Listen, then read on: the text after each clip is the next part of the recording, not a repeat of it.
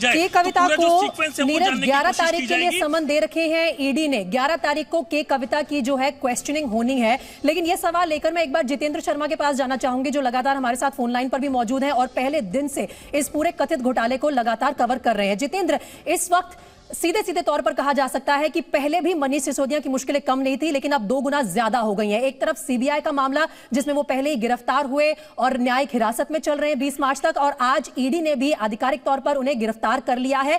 अब अगली सुनवाई में यानी कि कल जो है उन्हें ऑफिशियली कौन सी टीम पेश करेगी कोर्ट में, सीबीआई या ईडी, और ये मामला अब और ज्यादा उलझ गया है मनीष सिसोदिया के लिए?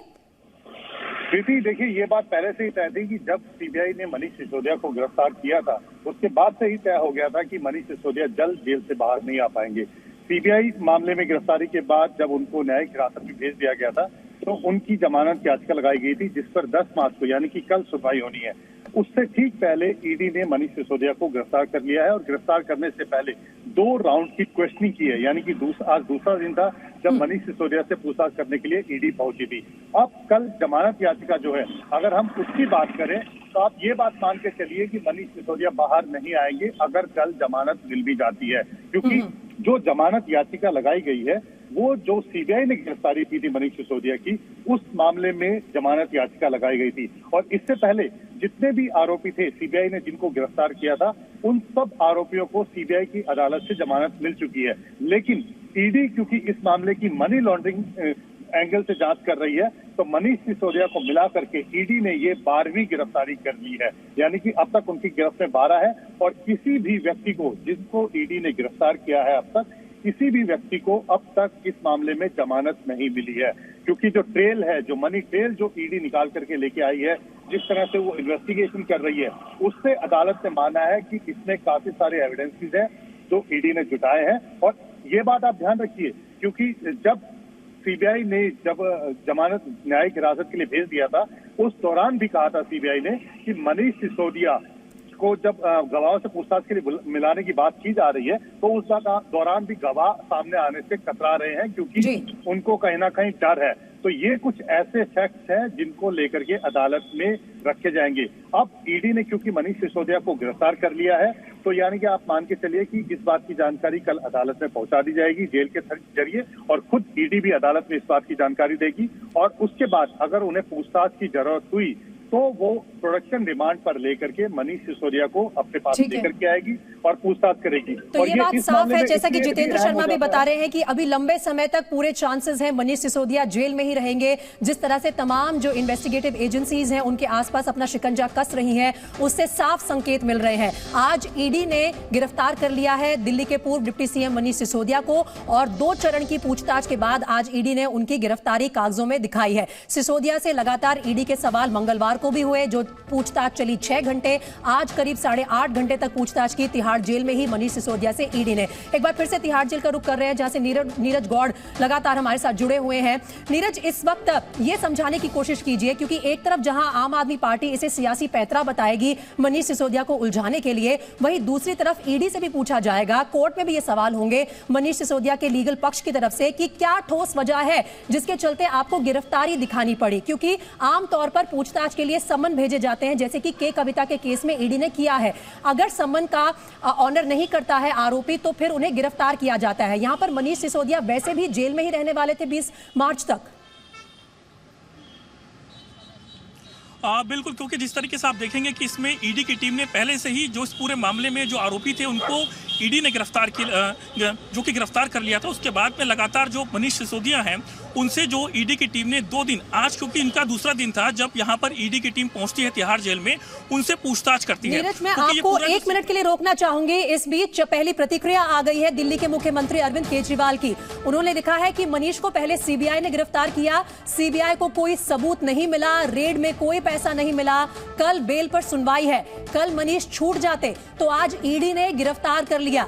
इनका एक ही मकसद है, मनीष को हर हालत में अंदर रखना। रोज नए फर्जी मामले बनाकर जनता देख रही है, जनता जवाब देगी। तो देखिए किस तरह से अरविंद केजरीवाल ने सीधे तौर पर ये जो तमाम इन्वेस्टिगेटिव एजेंसीज हैं इनकी मंशा पर सवाल उठाते हुए ये कहा है कि मनीष सिसोदिया को कल क्योंकि बेल मिलने की पूरी आशंका थी, कल वो छूट सकते थे, इसी के चलते आज ईडी ने उन्हें गिरफ्तार कर लिया है और ईडी की मंशा साफ है कि कहीं ना कहीं मनीष को हर हालत में अंदर रखना है। और जितेंद्र शर्मा मेरे साथ लगातार जुड़े हुए हैं। जितेंद्र, इसी बात का जिक्र पहले भी हुआ है। अरविंद केजरीवाल, आम आदमी पार्टी लगातार कह रही है कि केंद्र की जो ये एजेंसीज हैं, इनकी मंशा सिर्फ यही है कि मनीष सिसोदिया को जेल में रखा जाए। लेकिन कितना ठोस है ईडी का केस जब वो कहते हैं कि इनकी गिरफ्तारी जरूरी है? देखिए प्रीति, इस पूरे मामले को हमें इस तरह समझना होगा, क्योंकि अगर एजेंसी के नजरिए से हम देखें तो मनीष सिसोदिया आबकारी विभाग के मंत्री थे और जो पूरी पॉलिसी जो तैयार की गई थी वो उनकी देखरेख में तैयार की गई थी। सीबीआई ने मनीष सिसोदिया को 2 बार पूछताछ के बाद, यानी कि 17 अक्टूबर को पूछताछ के लिए बुलाया, उसके बाद 26 फरवरी को पूछताछ के लिए बुलाया। 26 फरवरी को पूछताछ में जांच में सहयोग न देने के आरोप लगा करके उनको गिरफ्तार किया गया। वहीं दूसरी तरफ अगर हम ईडी की बात करते हैं तो ईडी अब तक 2 बार चार्जशीट इसमें दाखिल कर चुकी है और ईडी ने अपनी जांच में पाया है कि किस तरह से मनीष सिसोदिया ने 14 मोबाइल फोन का इस्तेमाल किया, 4 नंबर उसमें थे और ज्यादातर मोबाइल फोन उनके पीए के नाम से लिए गए थे जिनको इस्तेमाल किया गया था। यानी कि एक सोची समझी साजिश के तहत इस पूरी पॉलिसी के अंदर आपस में जितने भी आरोपी थे उन्होंने नए नए मोबाइल नंबर से बातचीत की, उन मोबाइल नंबर्स को बदला ताकि किसी की पकड़ में ना आ सके और उसके बाद उन मोबाइल फोन को डिस्ट्रॉय कर दिया गया था। ये तो बात हुई कॉन्स्पिरेसी की, लेकिन अगर हम इससे पहले दिल्ली एक्साइज पॉलिसी को जब बनाने की बात चल रही थी उसको लेकर के भी बात करते हैं हम, तो शुरुआत से ही, क्योंकि एलजी ने सबसे पहले इस पूरे मामले की चीफ सेक्रेटरी से जांच करवाई थी कि किस तरह से पॉलिसीज में लैप्सेस पाए गए हैं, किस तरह से बिना एलजी की मंजूरी के, यानी कि अगर कैबिनेट मीटिंग की बात करें कि इस एक्साइज पॉलिसी को लेकर के जो कैबिनेट नोट तैयार होना था, मीटिंग की जानी थी, उसके लिए क्या एलजी को पहले जानकारी दी गई थी, क्या उसके बाद मीटिंग के बाद जानकारी दी गई, तो उसमें काफी सारे लैप्सेस ऐसे थे जिससे पता लगता था कि इसमें कहीं ना कहीं जो भ्रष्टाचार है वो किया गया है। एलजी ने जब अपनी जांच कराई थी तो उसमें पाया गया था कि करीब 184 करोड़ रुपए जो है वो वेव ऑफ कर दिए गए थे शराब व्यापारियों को फायदा पहुंचाने के लिए। जो कैबिनेट मीटिंग की गई थी, ग्रुप ऑफ मिनिस्टर्स की जो मीटिंग थी, उसको मनीष सिसोदिया हेड कर रहे थे, लेकिन उस मीटिंग में ही बाकी दोनों मंत्रियों ने मनीष सिसोदिया को एम्पावर कर दिया था कि शराब पॉलिसी से लेकर के सारे फैसले वो खुद ले सकते हैं।